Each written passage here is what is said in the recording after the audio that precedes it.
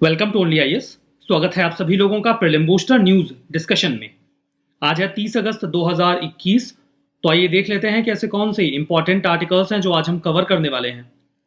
हमारा first article sovereign gold bond scheme के बारे में है। ये स्कीम नई नहीं है, लेकिन बार बार न्यूज में आती रहती है।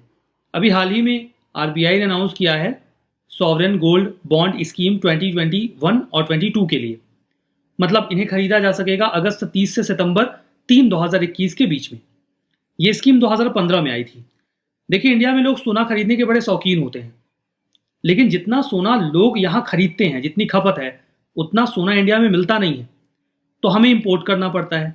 इंपोर्ट के कई तरीके के लॉस होते हैं। हमारा जो फॉरेक्स है वो दूसरे देशों में जाता है। ऐसी कंडीशन में कुछ प्लान बनाया गया कि लोग फिजिकल गोल्ड खरीदने के बजाय कोई एक पीस ऑफ पेपर खरीद लें जिसकी वैल्यू उतनी ही हो जितनी की सोने की होती है। सोने की कीमतें जैसे घटती बढ़ती हैं, वैसे ही उस पीस ऑफ पेपर की वैल्यू घटे और बढ़े। इसके अलावा अगर सोने को लेकर घर में रख लिया जाए तो उस पर कोई ब्याज नहीं मिलता, लेकिन इस पीस ऑफ पेपर पर ब्याज भी दिया जाएगा। डिसएडवांटेज सिर्फ इतना होता है कि लोग सोने को ज्वेलरी के फॉर्म में लेते हैं, जिसको वेरियस ओकेशंस पे पहना जा सकता है। अब आप गले में सॉवरेन गोल्ड बॉन्ड टांग के तो कहीं नहीं जा सकते ना, किसी ओकेशन पे, किसी फंक्शन में। लेकिन उसके अलावा इसके कई सारे फायदे हो सकते हैं अगर कोई व्यक्ति इन्वेस्टमेंट के पर्पज से सोना खरीद रहा है तो। अब यहां पर देखिए, उनसे कहा जाता है कि आप फिजिकल फॉर्म में सोना ना खरीद के ये बॉन्ड खरीद लीजिए, जिस पर सॉवरेन बैकिंग होगी। मतलब सरकार इसके पीछे आपको गारंटी देती है। कोई भी व्यक्ति जो इंडिया का रेसिडेंट है या कोई एंटिटी है, वो इस बॉन्ड को खरीद सकते हैं। उसमें इंडिविजुअल्स आ जाएंगे, हिंदू अनडिवाइडेड फैमिलीज आ जाएंगी, ट्रस्ट, यूनिवर्सिटीज और चैरिटेबल इंस्टीट्यूशंस भी आ जाएंगे। जो गोल्ड बॉन्ड है वो 1 ग्राम से लेकर, मतलब जैसे सोने का 1 ग्राम होता है, उसी 1 ग्राम वैल्यू का आप बॉन्ड भी खरीद सकते हैं। 8 साल में ये मेच्योर हो जाएगा और उसके मल्टीपल्स में खरीदा जा सकता है 1 ग्राम के। 5 साल के बाद आप किसी भी समय इसे बेचकर अपना पैसा रिकवर कर सकते हैं, मतलब एग्जिट ऑप्शन होता है।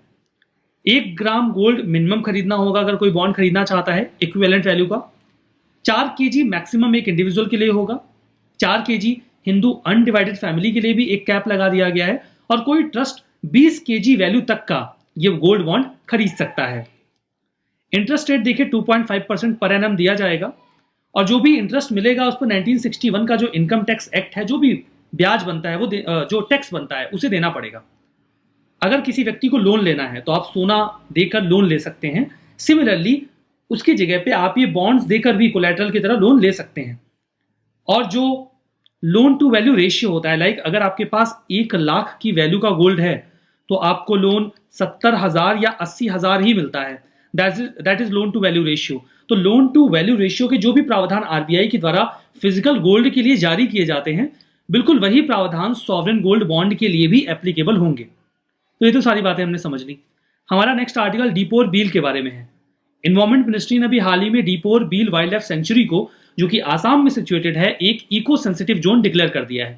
पहले समझेंगे दीपोर बील के बारे में और फिर समझेंगे इको सेंसिटिव जोन के बारे में। देखिए, दीपोर बील एक पेरिनियल फ्रेश वाटर लेक है। ये 10 किलोमीटर साउथ वेस्ट में मिलेगा आपको आसाम की गुवाहाटी से। 2002 में इसे रामसार साइट भी डिक्लेयर किया गया था, और ये आसाम की एकमात्र रामसार साइट है। ये एक इंपॉर्टेंट बर्ड सेंचुरी भी है, जहां पर आपको कई सारी बर्ड की माइग्रेटरी स्पीसीज मिल जाएंगी। दीपोर बिल में कई सारे एक्वेटिक फ्लोरा और एवियन फौना आपको मिलेगा। 150 स्पीसीज बर्ड्स की मिल जाएंगी, और कई सारी क्रिटिकली इंडेंजर्ड और वल्नरेबल स्पीसीज भी मिलेंगी। यहां पर एलिफेंट्स अक्सर आते जाते रहते हैं, रानी और गरभंगा जो रिजर्व फॉरेस्ट है वहां से। और ये एलिफेंट जो हैबिटेट है उसका एक इंटीग्रल पार्ट भी है। That was all about Deepor bill.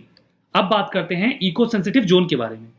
Eco sensitive zone के बारे में बहुत सारी बातें हो सकती हैं, लेकिन आप 2 बातें बड़े ध्यान से अपने दिमाग में बिठाइएगा। पॉइंट नंबर 1, कई सारे प्रोटेक्टेड एरियाज होते हैं, ठीक है। नेशनल पार्क हो सकता है, वाइल्ड लाइफ सेंचुरी हो सकती है। अब ये तो प्रोटेक्टेड एरिया हो गया ना, लेकिन इसके आसपास का जो एरिया होता है, रीजन होता है, वो भी काफी सेंसिटिव होता है इकोलॉजिकल पॉइंट ऑफ व्यू से। तो ये जो कोई प्रोटेक्टेड एरिया है, वो नेशनल पार्क हो या वाइल्ड लाइफ सेंचुरी हो, उसके आसपास का जो सेंसिटिव रीजन होता है इकोलॉजिकल पॉइंट ऑफ व्यू से, उसे इको सेंसिटिव जोन डिक्लेयर कर दिया जाता है। समझ में आ गया? मतलब प्रोटेक्टेड एरियाज, नेशनल पार्क या वाइल्ड लाइफ सेंचुरी के आसपास का एरिया इको सेंसिटिव जोन होता है।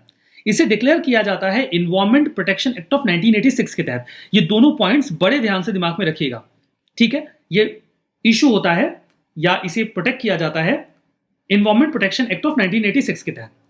देखिए, ESZ के पीछे का प्रावधान यही है कि जो निगेटिव इंपैक्ट है, जो फ्रेजाइल इकोसिस्टम होता है प्रोटेक्टेड एरियाज के आसपास, हम उसे रोक सकें। इको सेंसिटिव जोन में हाइड्रो इलेक्ट्रिक प्रोजेक्ट्स नहीं लगाए जा सकते, ईंट के भट्टे नहीं लगाए जा सकते, फायरवुड यूज नहीं हो सकता कमर्शियल पर्पज से, मतलब घरों में कोई लकड़ी जला के खाना बना रहा है तो चलेगा, लेकिन कोई कमर्शियल पर्पज से यूज नहीं हो सकता। अनट्रीटेड एफ्लुएंट, जो गंदा पानी है वो डिस्चार्ज नहीं कर सकते नेचुरल वाटर बॉडीज में। तो कई सारी चीजें यहां पर बार कर दी जाती हैं, रोक दिया जाता है। हमारा next article Islamic State Khorasan province के बारे में है। 182 के आसपास लोगों की जान गई है। जो काबुल का हामिद करजई एयरपोर्ट है, वहां पर कई सारे जो एक्सप्लोजन्स हुए उसमें ये काफी ज्यादा न्यूज में रहा, काफी ज्यादा क्रिटिसाइज किया जा रहा है यूएस को ऑन दिस पॉइंट कि उन्होंने काफी जल्दीबाजी मचाई और बिना किसी प्लान के अफगानिस्तान को छोड़ दिया। अफगान ऑफशूट जो है इस्लामिक स्टेट का, मतलब इस्लामिक स्टेट जिसे आप कई बार ISIS भी बोलते हैं, उसकी अफगानिस्तान की जो विंग है, जो अफगानिस्तान के खुरासान रीजन में काफी ज्यादा एक्टिव है, इसीलिए उसे कई बार ISK या फिर ISISK के नाम से पुकार दिया जाता है। उन्होंने इस अटैक की जिम्मेदारी ली और कहा कि ये हमने करा है। ISK, Islamic state of Khorasan province, ये एक रीजनल एफिलिएट है इस्लामिक स्टेट ग्रुप का। काफी एक्सट्रीमिस्ट और वायलेंट है ये। अफगानिस्तान में जो भी जिहादिस्ट मिलिटेंट एक्टिविटीज हो रही हैं उनमें सबसे ज्यादा एक्सट्रीम यही है। जो ISK है ये 2015 में बना था। उस समय देखिए, जो इस्लामिक स्टेट है वो इराक और सीरिया में काफी ज्यादा पावरफुल कंडीशन में था, तो उसकी एक विंग अफगानिस्तान में भी आ गई। इनिशियली देखिए, ये पाकिस्तान का जो रीजन था उसको भी कवर करके चलते थे, लेकिन 2009 के मई में वहां पर एक ग्रुप ने खुद को अलग से पाकिस्तान की विंग डिक्लेयर कर दिया इस्लामिक स्टेट का, तो फिर ये अफगानिस्तान में सेंटर्ड हो गए। हमारा नेक्स्ट आर्टिकल हरि सिंह नालवा के बारे में है। हरि सिंह नालवा एक लेजेंडरी सिख कमांडर हुआ करते थे, काफी ज्यादा ताकतवर थे और साहसी थे। अफगानिस्तान में कई सारी फोर्सेस के खिलाफ इन्होंने लड़ाई लड़ी, इस वजह से इनकी रिपुटेशन काफी हाई है। इन्हें सबसे ज्यादा खतरनाक सिख वॉरियर्स में से एक माना जाता है। ये एक बहुत ही इंपॉर्टेंट और ट्रस्टवर्दी कमांडर हुआ करते थे महाराजा रणजीत सिंह जी की फोर्स में। ये कश्मीर, हजारा और पेशावर के गवर्नर के पद पर भी रहे। इन्होंने कई सारे अफगान्स को हराया और कई सारे रीजन्स पर अपना कंट्रोल स्टैब्लिश किया। फर्दर अफगानिस्तान से होने वाले अटैक्स को रोका भी, जो अक्सर खैबर पास से हुआ करते थे। 1000 AD से लेकर आप 19वीं शताब्दी तक आएंगे तो कई सारे अटैक्स हुए हैं जो खैबर पास से हुए हैं। इन अटैक्स की श्रृंखला को तोड़ने का काम हरि सिंह नालवा जी ने ही किया था। इन्होंने थाउजेंड्स ऑफ हजार्स हैं उनको हराया। हजार्स एक्चुअली में अफगानिस्तान का एक ट्राइबल ग्रुप है। जो उनकी संख्या थी, मतलब हरि सिंह नालवा की फोर्सेस की, वो उनकी 1/3 थी। फिर भी ये सफल हुए because of his bravery and strategic सूझबूझ। ये अपनी ब्रेवरी और फेरोसिटी, मतलब बहुत भयंकर तरीके से लड़ाई लड़ते थे, उसके लिए जाने जाते थे। इनके जो भी एक्टिविटीज थी उनको रिकॉग्नाइज करते हुए 2013 में एक स्टैंप भी जारी किया गया था गवर्नमेंट ऑफ इंडिया के द्वारा। इन्होंने कई सारी बैटल्स में पार्टिसिपेट किया था और अफगान्स ने इन बैटल्स में हारते हुए अपनी कई सारे लैंड को खो भी दिया। जैसे 1807 में बैटल ऑफ कसूर हुआ था, वहां पर इन्होंने कुतुबुद्दीन खान को हराया। बैटल ऑफ अटक 1813 का, इन्होंने आजिम खान की फोर्सेस को हरा दिया, जो कि शाह महमूद जो काबुल का था उसके बिहाफ से लड़ रहे थे।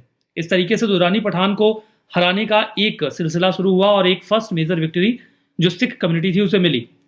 बैटल ऑफ पेशावर 1818 में हुआ। सिख आर्मी जो कि नालवा की लीडरशिप में थी, उन्होंने इस बैटल को जीत लिया और वो वहीं पर रुके रहे। इसके अलावा उन्होंने जो जमरुद है 1837 में उसे भी अपने कंट्रोल में ले लिया। खैबर पास के किनारे पर अफगानिस्तान का एंट्री पॉइंट माना जाता था जमरुद को। देखिए, ऐसा माना जाता है इनकी इन विक्ट्रीज की वजह से, अगर ये विक्ट्रीज ना हुई होती तो जो वर्तमान का पाकिस्तान का एरिया है, जो एक समय भारत का हिस्सा हुआ करता था, वो एक्चुअली में अफगानिस्तान का हिस्सा बन जाता। तो इनकी विक्ट्रीज ने इंडिया के जो फ्रंटियर्स थे नॉर्थ वेस्टर्न रीजन में, उसे एक्सपेंड किया। हमारा नेक्स्ट आर्टिकल सुजलम कैंपेन के बारे में है। मिनिस्ट्री ऑफ जल शक्ति ने इसे स्टार्ट किया है 25 अगस्त से। 100 दिन का कैंपेन है। आजादी का अमृत महोत्सव इसी के हिस्से के रूप में इसे जारी किया गया है। ऑब्जेक्टिव ये है कि हम कोशिश करेंगे कि हम ज़्यादा से ज़्यादा ODF प्लस विलेजेस क्रिएट करें। ODF का मतलब है ओपन डेफिकेशन फ्री। अब यहाँ प्लस का क्या मतलब है? देखिए, ओपन डेफिकेशन फ्री कई सारे गांव हो गए, लेकिन उसके बाद कई सारे गांव में देखा गया कि वो वापस से ओपन डेफिकेशन में चले गए। ऐसे गांव जिन्होंने ओपन डेफिकेशन फ्री होने के बाद उसे सस्टेनेबल बनाए रखा, इसके अलावा और कई तरीके के सैनिटेशन एक्टिविटीज को प्रमोट किया, उन्हें open defecation plus village declare कर दिया गया। इस एक्टिविटी के तहत, इस कैंपेन के तहत हमें 1 मिलियन सोक पिट्स क्रिएट करने हैं और ग्रे वाटर मैनेजमेंट एक्टिविटीज में भी बढ़ावा लाना है। ग्रे वाटर मतलब गंदे पानी को सही तरीके से ट्रीट कर लिया जाए। सोक पिट्स क्या होते हैं? देखिए, गांवों में सीवेज का कनेक्शन तो होता नहीं है, तो जब भी लैट्रीन वगैरह बनाई जाती है तो उसके बगल में सोक पिट्स बनाए जाते हैं।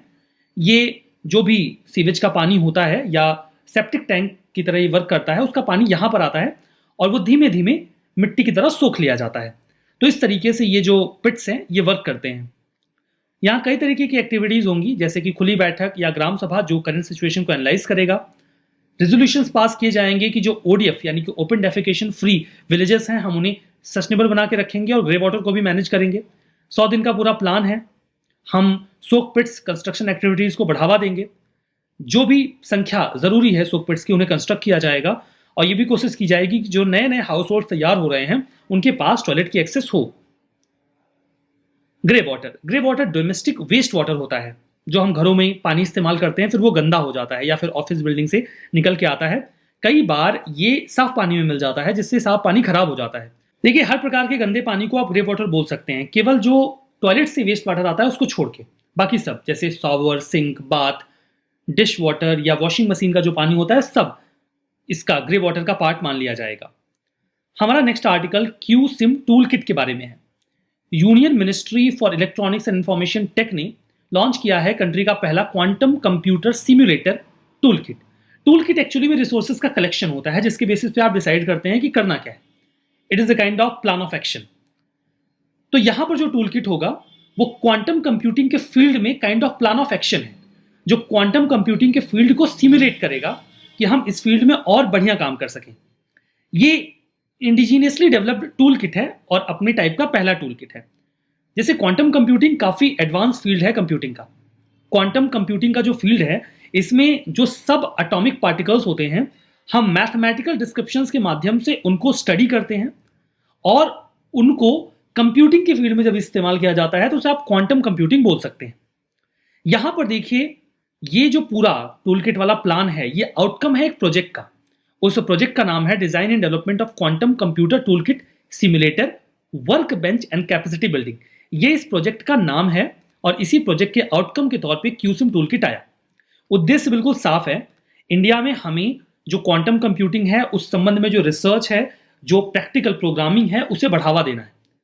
इस पूरे प्रोजेक्ट को कंबाइंड तरीके से एग्जीक्यूट किया जा रहा था IISc बैंगलोर, IIT रुड़की और CDAC यानी कि centre for development of advance computing के द्वारा।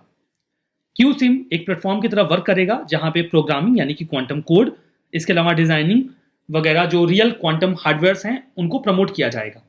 ये रिसर्चर्स और स्टूडेंट्स को इनेबल करेगा कि वो क्वांटम कंप्यूटिंग के फील्ड में बढ़िया रिसर्च करें और कॉस्ट इफेक्टिव मैनर में। ये सारे आर्टिकल्स हमने कवर किए हैं, रिविजन कर लेते हैं। सॉवरेन गोल्ड बॉन्ड स्कीम, ये कोलैटरल की तरह यूज नहीं हो सकता, गलत है, हो सकता है। Islamic State Khorasan province, Saudi Arabia नहीं, पाकिस्तान अफगानिस्तान के रीजन में है ये। बाकी ये दोनों तो सही है। इस सेशन की PDF आपको ओनली आईएएस के टेलीग्राम चैनल पे मिल जाएगी, लिंक मिलेगा डिस्क्रिप्शन बॉक्स में, ठीक है। तो आप चैनल को ज्वाइन कर लीजिएगा और वहां से आप रिवीजन के लिए ये PDF डाउनलोड कर सकते हैं। आज के सेशन में बस इतना ही। बहुत बहुत धन्यवाद।